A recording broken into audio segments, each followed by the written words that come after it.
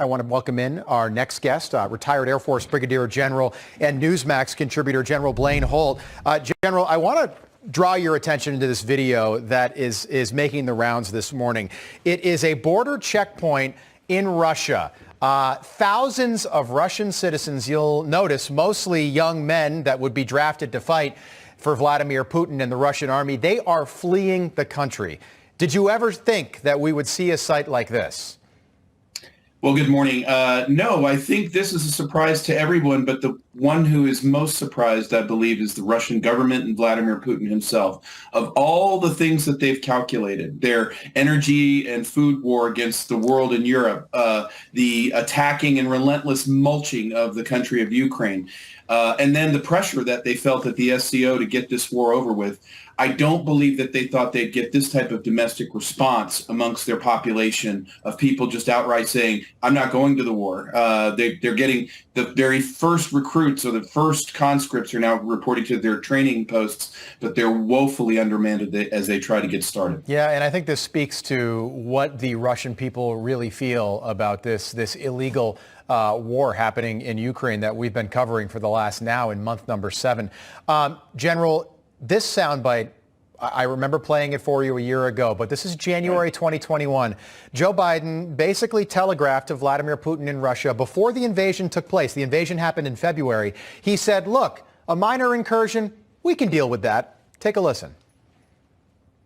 Russia will be held accountable if it invades, and it depends on what it does. It's one thing if it's a minor incursion and then we end up having a fight about what to do and not do, et cetera. But if they actually do what they're capable of doing with the force amassed on the border, it is going to be a disaster for Russia.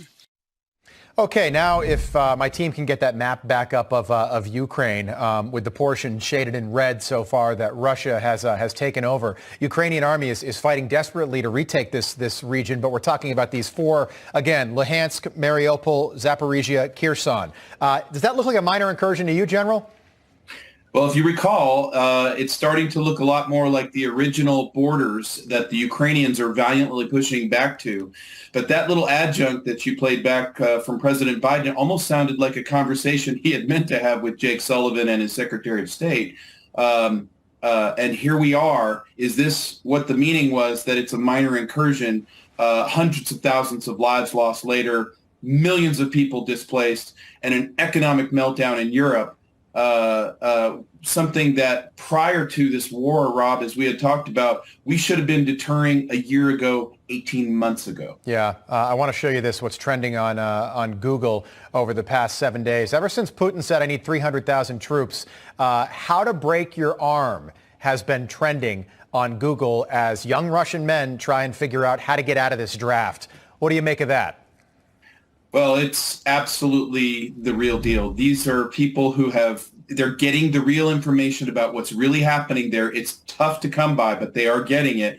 They understand that this war is an absolute illegal atrocity, and they don't want to participate. They don't see Russia as under attack. It doesn't matter how many times Medvedev or the others say, oh, the West is just at our door, they're going to come get us. That was all lies, and the Russian people know it. Another one, General.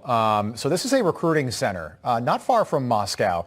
A young man, middle of the night, went to the recruiting center and threw what looks like a Molotov cocktail, some sort of explosive, right at the front door. Again, he's trying to set this place on fire so they can't open up for business the next day and do the business of recruiting young Russian men to fight in this illegal war. What do you make of that? And what do you think Putin's inner circle is telling him? Does he even know this is happening?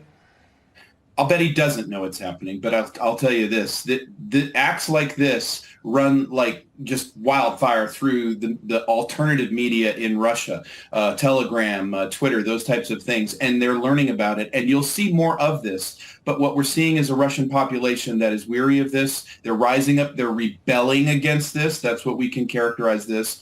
And really what we'll see is more inner circle erosion in Russia because the top Russian leaders around Putin will start to lose confidence that this is going to anywhere that's going to resolve itself well for any of them. Yeah.